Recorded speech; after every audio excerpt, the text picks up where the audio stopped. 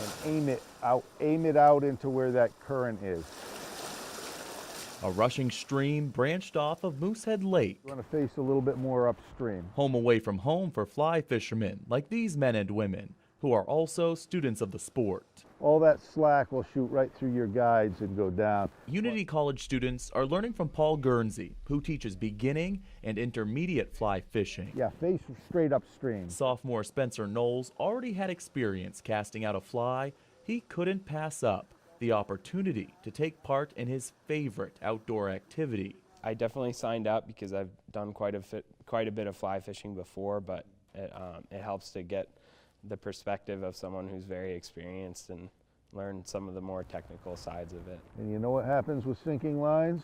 Fishing is half of the course, but there's also the aspect of learning to tie a fly, bringing students here to Sky Lodge cabins in Moose River. For a whip finish there, and then you're going to put the glue on. A 150-acre property that was gifted to Unity College last year by the Corey Foundation for educational purposes like this. It came out pretty well, actually. Students taking 2 weeks to learn the satisfaction of catching a fish with a fly made by their own 2 hands. How's that look? Dry fly hooks.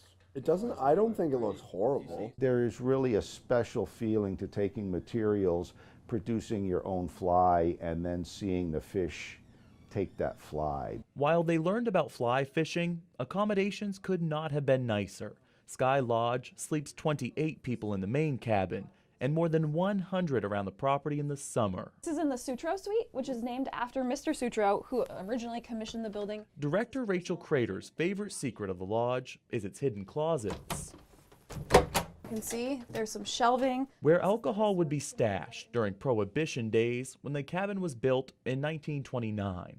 A lot of history and secrets are hidden in the walls and possibly underground. Given our proximity to the Canadian border, just up the road, there's also rumored to be a Prohibition Tunnel under the airstrip outside, just in the front of the lodge, and a long Prohibition history here where they would hide liquor and smuggle it across the border. You're going to have the proportions figured out, and you've got all the techniques. 7 Unity students learned about that history while they learned about fly fishing. I think then your fly is done. It's actually looking pretty good for a first elk hair caddis. The flies, the literature, and most anticipated, the casting.